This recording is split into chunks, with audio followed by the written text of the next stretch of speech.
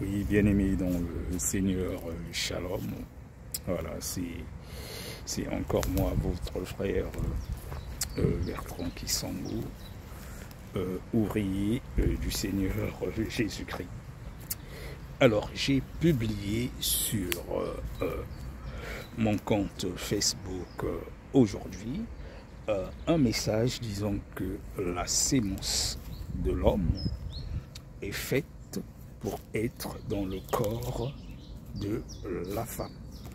La sémence de l'homme est faite pour être dans le corps de la femme. Alors, vous devez savoir que Dieu a en horreur de toutes les mesures contraceptives. Aujourd'hui, il y a très peu de chrétiens qui le savent, qui utilisent même les préservatifs et tout. Dieu a en horreur de cela.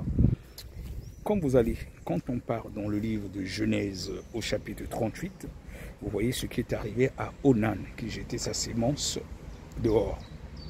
Et c'est la même chose aujourd'hui. Quand vous utilisez les préservatifs, vous devez savoir que c'est une invention diabolique qui fait tout cela pour accuser après les enfants de Dieu. Tout ce que le diable fait, son but, après, c'est pour accuser les enfants de Dieu. Et après, vous êtes surpris que vous priez, vous adorez Dieu. Tu te dis, oui, mais je prie Dieu, mais rien ne marche dans ma vie. Ou tes projets n'avancent pas. Mais est-ce que tu t'es repenti de ce que tu as fait, mon frère, ma soeur? La sémence de l'homme est faite pour aller dans le corps de la femme. C'est comme ça que Dieu a créé les choses. C'est comme ça qu'il a fait les choses. Et le diable, cet usurpateur, ce menteur, il vient toujours pour changer la nature de ce que Dieu a créé pour nous accuser par la suite. Tu ne le savais pas, je te le dis aujourd'hui. Et en plus, quand la sémence ne part pas dans le corps de la femme, voilà, il y a des entités qui viennent la récupérer. Ça encore, c'est autre chose. C'est quelque chose que beaucoup ne savent pas. C'est-à-dire que la sémence qui est protégée, c'est une sémence qui va directement dans le corps de la femme. Quand elle est à l'extérieur, c'est-à-dire que n'importe quelle entité peut venir par la suite la récupérer. Au niveau spirituel, c'est comme ça que les choses se passent.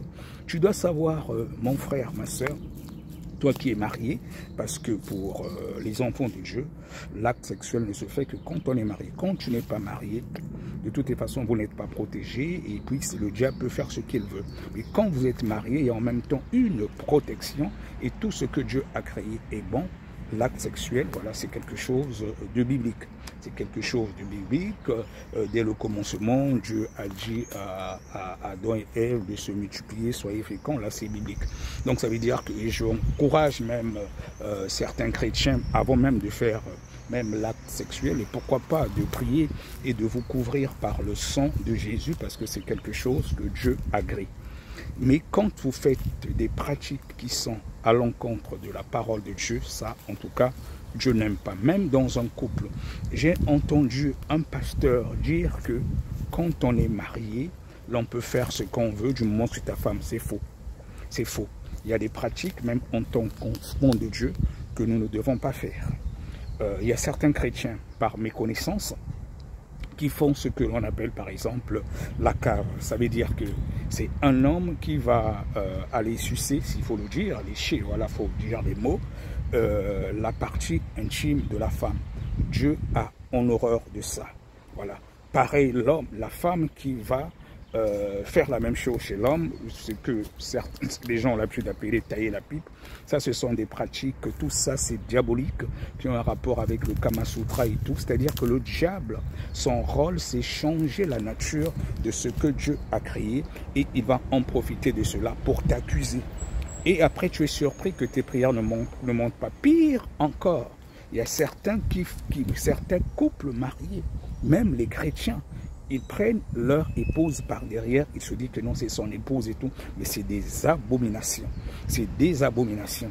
Mon bien-aimé, je vais te dire aujourd'hui, la bouche par laquelle tu es censé adorer le Dieu Tout-Puissant, le roi des rois, tu vas faire la cave à ton épouse, même si c'est ton épouse, et tu vas utiliser la même bouche pour adorer Dieu, tu es sûr que ta prière monte? Regardez le cas de Daniel, qui était serviteur de Dieu. Même Daniel, sa prière a été arrêtée à un moment, c'était barré. C'est-à-dire qu'il y a des prières de foi. Nous prions, nous prions, nous prions, mais on est surpris que les prières ne montent pas. Mais il faut peut-être te repentir de quelque chose. Tu fais la cave à ta femme, même si c'est ta femme, et par la même bouche que tu utilises pour faire la cave, tu vas adorer Dieu. Et tu penses que cette prière va arriver chez Dieu, le roi des rois, le Seigneur des seigneurs, alors que Dieu est saint, et la sainteté, c'est la première des choses parmi ses attributs.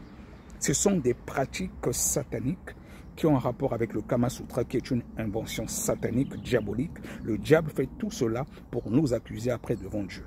Et demain, quand tu vas mourir, tu es surpris, tu dis j'étais un serviteur de Dieu, tu croyais vivre une vie pieuse en Jésus et tu te retrouves en enfer.